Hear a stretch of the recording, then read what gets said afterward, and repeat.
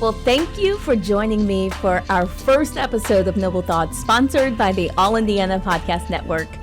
The Department of Justice says that 10,000 ex-prisoners are released from America's state and federal prisons every week. Authorities say more than 650,000 ex-offenders are released from prison every year, and 2/3 will likely be rearrested again within 3 years. I want to introduce you to two organizations in Indiana that are working to help formerly incarcerated Hoosiers, the Validus Movement. It's a newly formed group of people, many of which have been in prison. They're using their life experiences to help others returning home after being locked up. Can you guys tell me a little bit about the challenges that people in the Circle City are facing? Well, first, it's a system that's not. First, it would be that the system is not set up for reentry to help people acclimate back into society. So that's probably the biggest, and then once we are out, we have to face all of these barriers with felonies and being, treated like a second-class citizen. So those are just two to name. Break it down for people that just have no idea what it's like to be incarcerated. What are some of these challenges? So some of the challenges that people face when they come out is, one, with employment. Due to their background, they have to find people that will give them a chance. So that within itself is a struggle. Then on top of that, they have to do housing. A lot of the property companies, they're buying up houses and apartments. And one of the criteria for you to be approved is your background criminal record. So a lot of people are disqualified. So they either have to couch surf or they become homeless. So if they're homeless, it's like the Maslow hierarchy of needs. If they can't get stable housing or stable living, how can they work? How can they live? How can they pay for their phone bill? All these things that, we take for granted is life for them. It's detrimental for them. Tell me about some of the challenges that you've experienced. As alluded to, employment. Another challenge is not being able to reconcile with my family, or namely my son. That's been a challenge because I've been so distant from him for so long. And another challenge is people believing in you, because everybody has this image of you of how you used to be.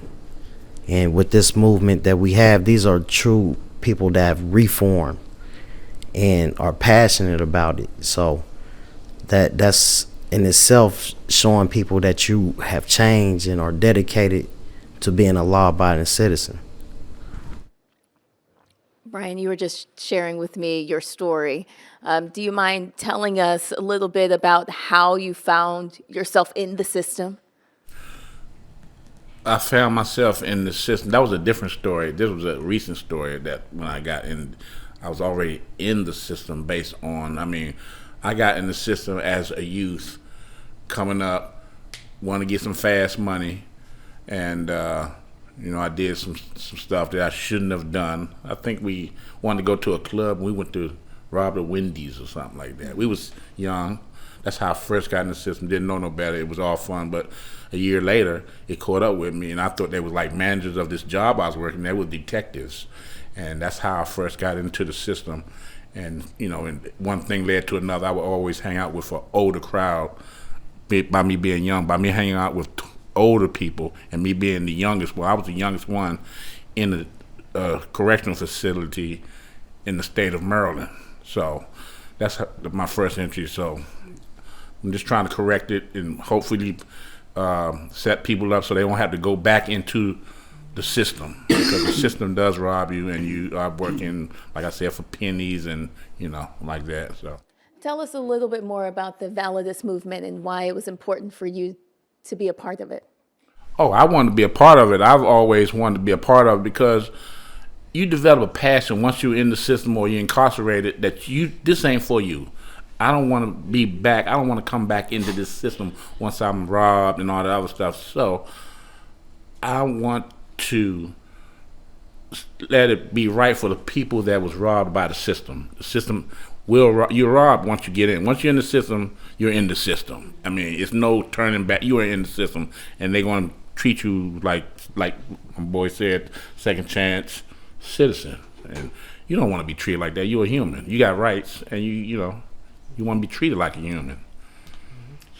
So this movement, you guys started forming this organization earlier this year. Tell me what your vision is for Validus. Yeah, we want the Validus movement to be a political home and a home to build power for folks who have been system impacted in their families. That folks get out and they recognize these are the things, the flaws, the breaches in a system. This is where I've been dehumanized. This is where I've been harmed, and often are looking for a place to change that. And so any sort of grassroots organizing vehicle is designed to give everyday folks an opportunity to use their voice, build a following, and go contest for change in the public arena. So if that means we run folks in elections, we do that. If that means we advocate to change policy, we do that. If that means we run direct actions or public actions, we do that. And also, we don't want to just do it for folks who are on the inside, outside. We want to do it with folks who are on the inside. We know some of the challenges and the conditions on the inside are beyond the pale. And people live through that every day. Folks are coming out of that experience and trying to acclimate back to public life.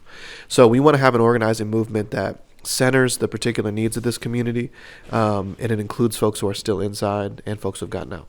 How can people get connected to you? People that are impacted, even families that are impacted? Yeah, absolutely. We want folks who have a passion to create change and themselves have been impacted to be part of our movement. We have monthly organizing meetings. The next one is February the 26th. I have that date right? Yes. All right. We meet at 7 o'clock. And of course, I could be reached. I'm glad to share my phone and email if that's helpful. But we want people to join in who want to build power. That's the core agitation of organizing, is you have a right to public life. Do you want to build power to change the conditions you came from? What do you guys have to say to someone who may be listening that may feel hopeless? That there is hope out there. There's resources out there. There's people out there that is fighting for you, even though you don't know it.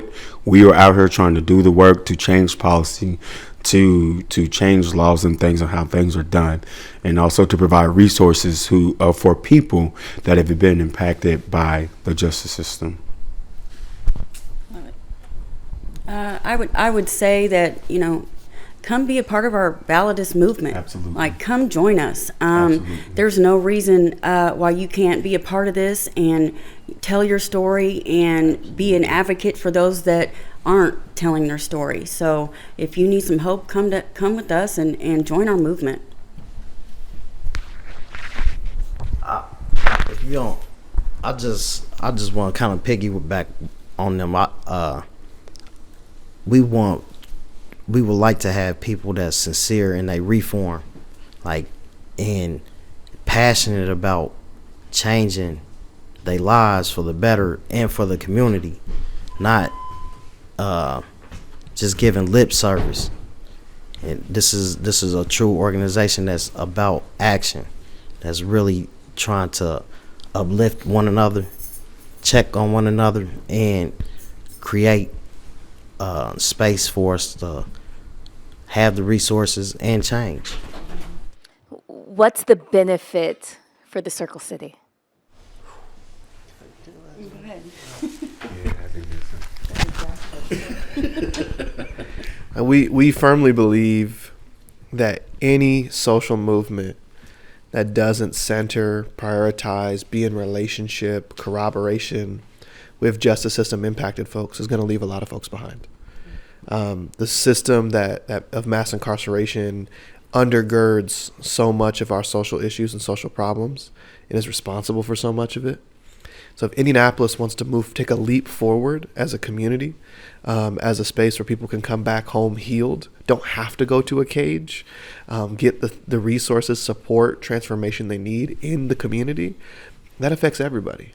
But when you take a parent, a father or a mother away from their child and put them in a cage and traumatize them and expect them to come back and be okay, When you put the fiscal and economic burden on families to pay for phone calls and inflated prices in a commissary and health coverage that is subpar but costs twice as much on the outside, you are locking families in poverty for generations.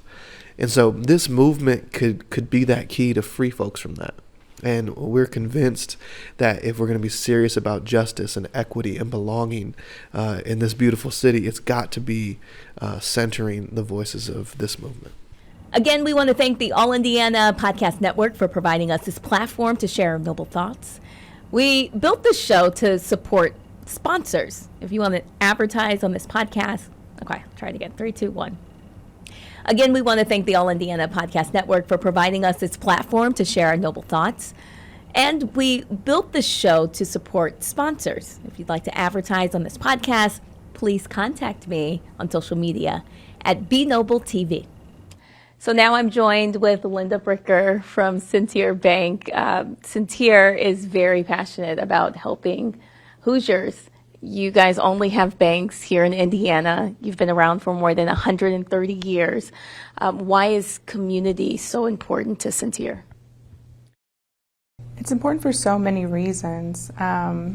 Because we want to make the communities that we are in better. It's part of our purpose statement. And we really do have a desire that starts at the top with Mike Strog. We're impactful. That's why we have these philanthropic funds. That's why we have our Centier to You free financial literacy course. It's why we have volunteer hours worked into our annual reviews, and we're given time off 1 day a year to go volunteer at an organization that we're passionate about. It's just important, to serve the communities that you're in. That's the only way that the world gets better, and we have adopted that philosophy, and we really do live by it. And it starts not only with our communities, but it also is super impactful to the employees who are here and the way that we're also treated. Talk to us about how you came into your community relations role and the work that you're doing with it now. Sure. So I managed our Fishers Crossing branch for 5 years, and had a little bit of a life change, if you will, when my husband passed away. And, I started teaching financial literacy classes, and then we got more organizations reaching out to me, and I realized this was something I was passionate about, was helping the community, and wanted to do it in a different capacity than I was able to as a full-time branch manager. And so I went to my regional at the time, Ben Studebaker, and said, hey, I think I want to go this direction, and I don't really know how to do it, but I know that this is what I'm supposed to be doing. And it worked its way up the Centier ladder, thankfully, and they gave it its blessing, and I'm so grateful that they created this role. It wasn't budgeted for. There wasn't any plans for this right now, but because I was passionate about it, and because they care so much about their employees' happiness and the communities, they created this role and allowed me to transition into it a little over 2 years now. And it's been amazing. Every time I get to teach a class, or every time we find a new organization to sponsor and partner with, we can see the impact in the communities that we're serving. We have people who are thanking us. We have organizations who continue to come back to us to teach financial literacy classes, and that's the best compliment you can give, right? And is repeat business. And for them to actively reach out to me or refer me to other organizations means more to me than I could ever say. The trust that these organizations put into me with the people that they serve, who've been through hard times and have struggled, for them to trust me to teach them such important lessons is really impactful to me. And obviously I'm super grateful to Centier, because they cheer me on, and they've given me the autonomy to do my job, and the resources, and a lot of time to do it too. So one of those things that you're doing with your time is actually taking the Centier to You program, this financial literacy program, into the jail. Tell me what that experience is like and why you do it. It was scary at first. Walking into a jail, you don't really know what to expect.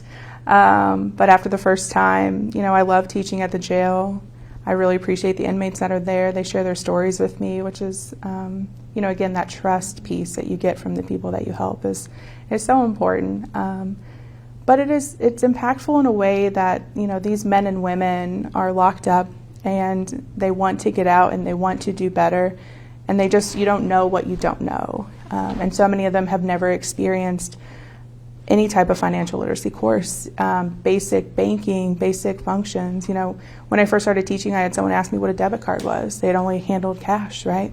And so being with them gives me another sense of just like humility too. These people were kind of put on a tough path, a lot of them early on in their lives. I'm grateful for the life that I have. I always say, like, people thank me for donating my time, but really it's a selfish act because it makes me feel good, ultimately. So I don't know if they should really be thanking me as much as I should be thanking them for the hit of love that I get, the good feelings, but it's just impactful. And everybody deserves a second chance if they're willing to work for it, and everybody deserves to have the knowledge that we have, because why do I have all this knowledge if I'm not able to share it with those that really need it and want it? They just don't really know how to ask for it because they don't know what they're missing. They don't know what the pieces are that they can't quite put together. Go into detail about some of those things that they're learning in the program with you. We have an 8-week course. We start with budgeting, just basic. This is what a budget is. These are needs versus wants. We talk about banking services. Our free financial literacy course, you don't have to bank with Centir at any point. Obviously, we would love for you to come so we can make sure that you're given great service, but it is a free financial literacy course, so there's no expectation. So we talk about banking services as just like very open-ended, like this is what a bank can offer. We also talk about like payday loans and cash advance places and kind of the cycle of getting into that and how to get out of it. Financial recovery. Most people have never seen a credit report, so we teach them how to read one. How to read a pay stub. What are federal taxes? What does that mean, and what does that go towards? Same thing with like Social Security. We go into home ownership, right? You might not be ready for home ownership now, but what does it mean to have a home? What is the maintenance? What's an HOA? What's escrow? A lot of people don't know even what escrow is. So we have an array of classes that we go through. Identity theft is another one. But we really have so many classes. I let the organization choose based on who they serve, what they think would be best. Obviously, I offer some input, but ultimately, they serve them, they know their needs, and we kind of work together to tailor classes to each of the organizations to make sure it's actually as impactful as it can be for them. Are you seeing that there's a cycle that folks are finding themselves in? Oh, yeah. Money is a vicious cycle, unfortunately, and when your money controls you as opposed to being in control of your money, it's just this cycle of credit card debt or living paycheck to paycheck or not have an understanding of where your funds are going.